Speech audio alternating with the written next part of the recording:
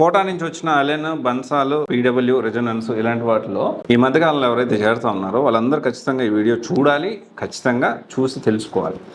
నేను స్ట్రాంగ్గా ఎందుకు నేను ఈ ఫ్రాంచైజీలు అంటే జనరల్గా ఏంటంటే ఎందుకు ఈ కోటా నుంచి వచ్చిన వాటిని నా పర్సనల్ ఒపీనియన్ నేను షేర్ చేస్తున్నాను. జాయిన్ అవ్వాలా వద్దంటే నా పర్సనల్ ఒపీనియన్ అయితే వద్దనే చెప్తాను. ఎందుకో చెప్తాను వినండి, వీడియో చివరి వరకు మీకు అర్థమవుతుంది. సో ఇక్కడ కోటా నుంచి వచ్చిన ఈ కొన్ని జూనియర్ కాలేజెస్ మెయిన్ బ్రాంచ్ నుంచి ఇప్పుడు మనం జనరల్గా రెజొనెన్స్ కానీ లేకపోతే పీడబ్ల్యూ కానీ లేకపోతే బన్సాల్ కానీ ఎల్ఎన్ కానీ ఎందుకు జాయిన్ అవుతాం? టాప్ ర్యాంక్స్ వచ్చాయి, ఒక బ్రాండ్ ఉంది.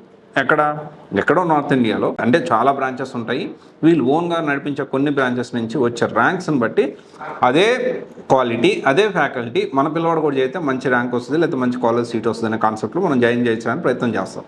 అదే బ్రాండ్ని చూసి. అయితే ఎక్కడో ర్యాంక్ వచ్చిందని చూసి ఇక్కడ డెసిషన్ ఎలా తీసుకుంటారు? ఎందుకు అంటే వీళ్ళంతా ఫ్రాంచైజ్ సిస్టమ్ నడుస్తుంది. ఓకే, ఫ్రాంచైజ్ అంటే ఏంటి? ఎవరన్నా డబ్బులు ఉండి కొద్దిగా ప్లేస్ మినిమం రిక్వైర్మెంట్స్ వాళ్ళ తగ్గట్టు బిల్డింగ్ దానికి సంబంధించిన రిక్వైర్మెంట్స్ ఉంటే ఎవరైనా ఫ్రాంచైజ్ నడపచ్చు.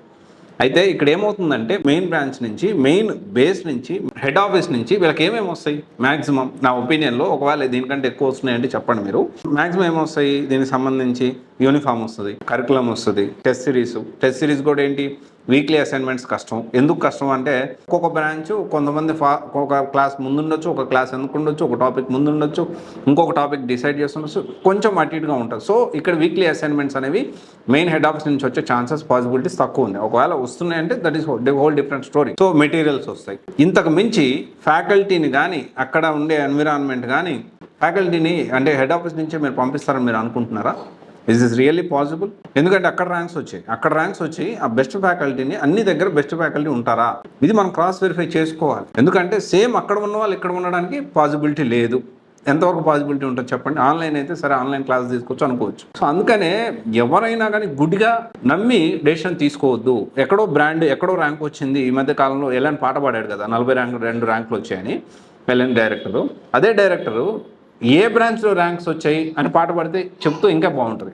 42 ర్యాంక్స్ ఏ బ్రాంచెస్లో నుంచి చెప్తే ఆ బ్రాంచెస్లోనే పిల్లల్ని జాయిన్ చేయించండి. రైట్, ఇది మనం అర్థం చేసుకోవాల్సిన విషయం. ఇలాగా ఈ ఏదైతే కోటా నుంచి వచ్చే కాలేజెస్ ఉన్నాయో ఇవన్నీ మీరు డెసిషన్ తీసుకోవాలి. తొందరపడి జాయిన్ అవుతుంది. అలాగని చెప్పి ఏదో ఒక బ్రాంచ్లో జాయిన్ అయిపోండి, ఏదో కాలేజ్లో జాయిన్ అయిపోండి నేను అనట్లేదు. రైట్ గైడెన్స్ తీసుకోండి, రైట్ డెసిషన్ తీసుకోండి. ఇప్పుడు తీసుకునే రైట్ డెసిషన్ అనేది మీ పిల్లల భవిష్యత్తు అనేది డిసైడింగ్ ఫ్యాక్టర్. సో ఇది ఒకసారి ఆలోచించండి. Thank you.